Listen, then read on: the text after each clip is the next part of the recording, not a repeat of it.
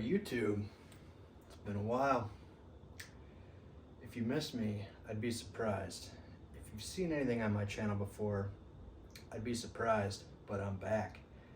Got a new hobby over this winter. It's been a terrible winter in Michigan.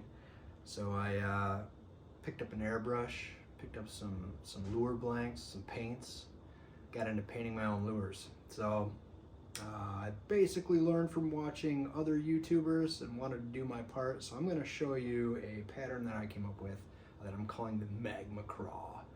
It's really cool, so you should definitely watch this video.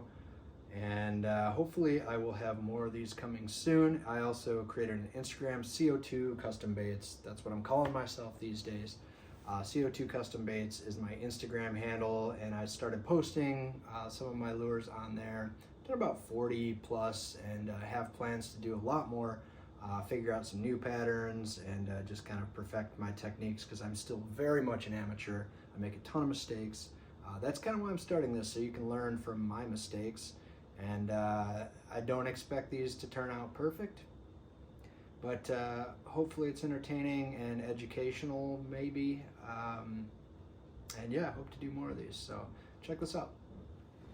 All right, I'll try to get a good camera angle here. I've got two square bills. I've kind of learned to set up two at a time, because I'll try something on one, and if it looks terrible, then I won't do that on the second one. So it kind of gives me a bit of a guinea pig. If I have one that doesn't turn out perfect, that's fine with me, because I'll still use it, and just won't ever show anybody that. So I've got two square bills that I've already put on a white primer coat. I don't know, I picked this up on Amazon. I don't know if it's a good one. It seems good. I can spray it. It's like ready to spray. I don't have to thin it at all. So so far I like it, and I'll get started with what I'm calling my Magma Craw pattern. It's we're gonna start with, let's see, just an opaque red.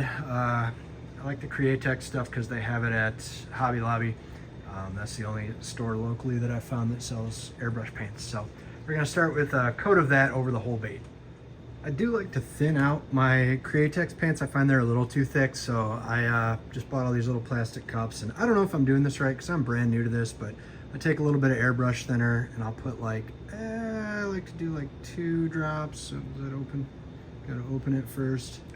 I'll do like 2 drops, and then I'll stir that up. I need to get some better stirs.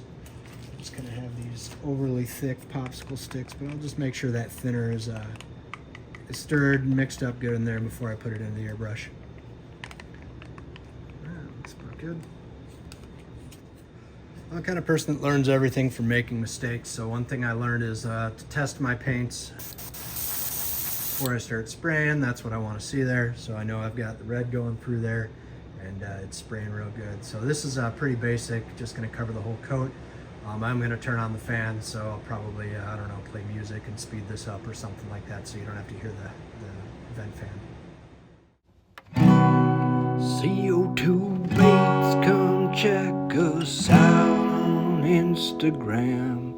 Wait, I said it wrong. It's CO2 Custom Baits on Instagram. Check it out. When I'm spraying out my airbrush between colors, I found this was an absolutely necessary purchase. You can get it on Amazon. I think they're like $4 or something like that. But to get deep down in there and get that paint out, you really need this kind of like high pressure nozzle on the water bottle. Before that, it was a real pain. And when I get that coat on, I bought this like $9 hair dryer on Amazon, so that I can just heat set the paint. You just want to make sure that paint is completely dry before you start the next coat, especially because I'm going to be putting a mesh over the bait at this point to start making kind of the magma pattern, and I don't want that paint wiping off. I want to make sure that's completely dry. So this is where it starts to get fun though. I'm going to set one of my baits aside and do this one at a time, because I only have one of these ribbons that I use for the magma pattern.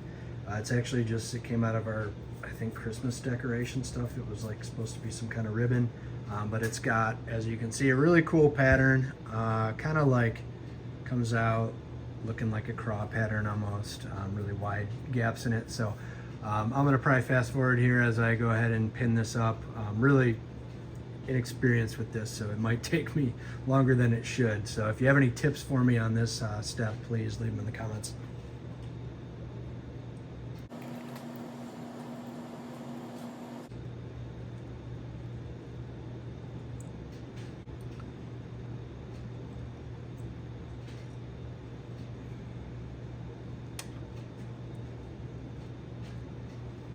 All right, I couldn't get that perfect, so I'm just gonna hold it while I spray in this next section. So I'm gonna start with, I think, a yellow, and I'm gonna try to get like a 3D effect on the pattern here. So I like to start with yellow. And this is the yellow I'm using. I just bought like a set of 24 colors or something like that. It was the first paints that I bought when I bought my airbrush and all the stuff. Actually works surprisingly well. These are just 1 ounce bottle, or they're even less than that. They're like 0.67 fluid ounce bottles, so they run out really fast, but it was a good way to have a lot of colors for cheap. And to kind of get started, I was able to paint several lures on this kit here. What I'm going for the 3D effect here is I'm going to try to spray front to back. So I've got just kind of the back of the scale, if we think of it as a scale there, to add kind of that, again, that 3D effect. So I'm going to pinch this with my fingers, and I'm going to get really messy doing this.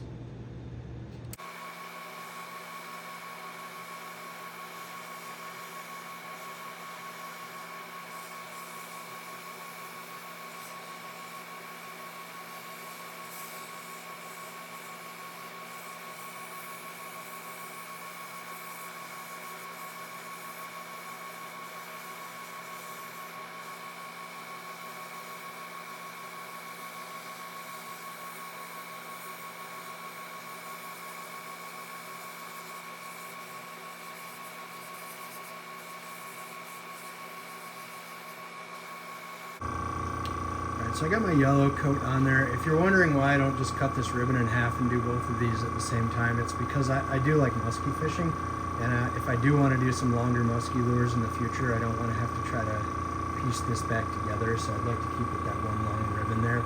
I may have another section of this. I need to go check my Christmas supplies, but that's the reason before I get hate in the comments. The next color I'm going to do is Wicked Golden Yellow. Really cool color. It's got it at Hobby Lobby, and it works really well if you're doing a pumpkin seed pattern. It's like that perfect pumpkin seed.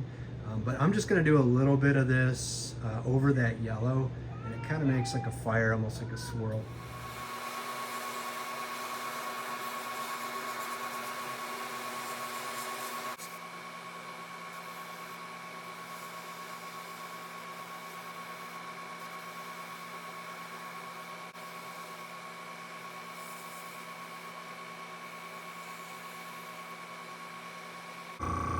Okay, this is the last step. I'm using an opaque black.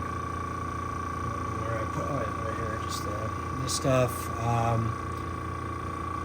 And I thinned it just a little bit, but we're gonna add the black, kind of thick on top and then kind of fading down just to give the magma that little bit of char. So let's see how this turns out.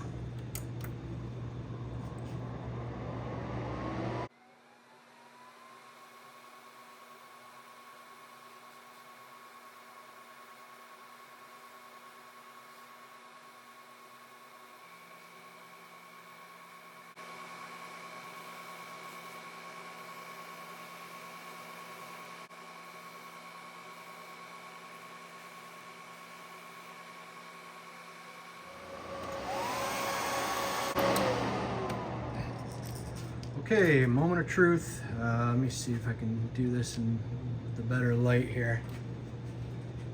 Take our ribbon off and see how our pattern turned out. I feel like that wasn't on there very tight, so I'm not sure how good it's gonna be.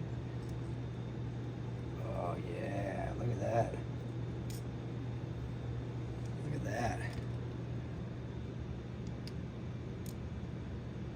That is the pattern we were going for. Darken to the face a little bit more, and And then we keep that red on the belly. I think this will be a really good springtime bait with the red there.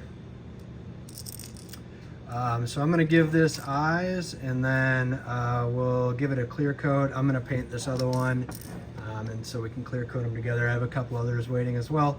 Clear coating is probably the part that I'm the worst at, so definitely appreciate pointers there. But once I clear coat it, you'll see that pattern will pop even more and look really cool.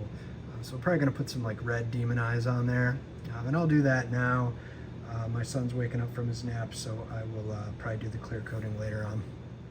All right, I found this really cool eye that I like for this with the red. It's kind of a, I don't know if you can see that, sort of a demon looking frog eye. So I'm gonna go ahead and apply these.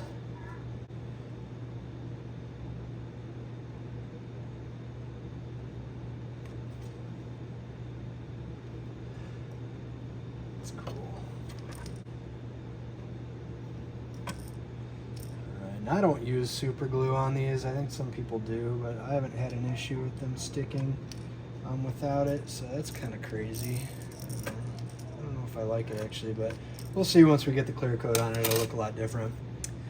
All right, that's it for now, but yeah, I'll be back to do the clear coat. Had to put lure painting on hold for a minute here. Somebody woke up grumpy. Okay, finally getting some time. So I've finished the other one, the duplicate. They look pretty much exactly the same. I angled the eyes differently, that's about it. So I'm gonna do my clear coat now. This is my first time doing square bills, but I think it's important to note is that I usually use paper clips to hang these, but I really want this eyelet to remain open when I dip. So I used a thicker wire here, and then I'll run a paper clip as the drip off the bottom there. I'm using KBS Diamond Finish.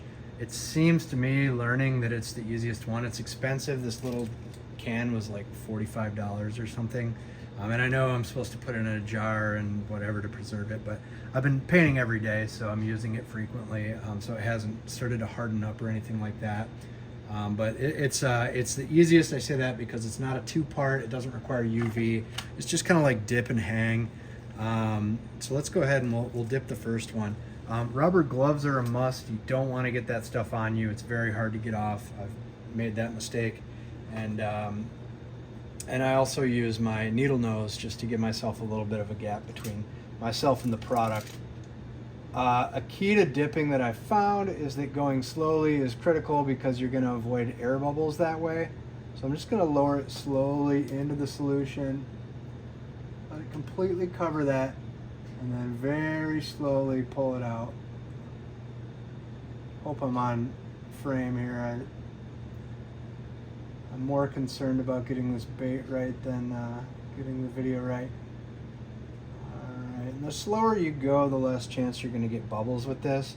That looks really good. I've been doing 2 coats, but I've noticed that the second coat really adds bubbles, and I don't think it's necessary, so I'm only going to do 1 coat on these. And I dip the entire bill as well, because it does make that foggy looking bill really clear when you put that clear coat on. And then after I'm done dipping that, I'm going to run this little half a paper clip through the bottom eyelet as kind of a drip guide. And that should let all the excess run down that paper clip and onto my tinfoil here, so that it doesn't pool up and add bubbles onto the bait or anything like that. I'm going to dip the rest of these right now too. I want to show you though, this is the same pattern that I used, but on a whopper plopper style bait. And this one is finished. This one's just dried. So this is what our final product is going to look like. It looks really cool with that clear coat on, that magma pattern, that red eye. So that's kind of what we're going for. All right, hey, so it's only been a day, so this is not done curing yet, but I wanted to show the final product off here. So hope you can see that it's turned out pretty good. My only complaint is that there is a scratch kind of right there, and I think that's from where I clipped the pattern, the mesh pattern there on the bottom, so I need to be really careful. I could have touched that up with some red before I clear coated, but now that I clear coated, it is what it is. That's all right. I'm still kind of practicing. I'd like to kind of get these going into production where I can sell some of them, just because I have so many. I don't need this many fishing lures. Well, maybe eventually, but not in one season anyway. But anyway, yeah, that's it. That's it. The Magma Craw pattern. Never seen a pattern quite like that. Similar ones, so I think it's pretty cool. I'll be making more of these for sure. So let's give you another look here at the final product in some good light. I think it came out all right. Thanks for watching. Hopefully we got more videos coming soon.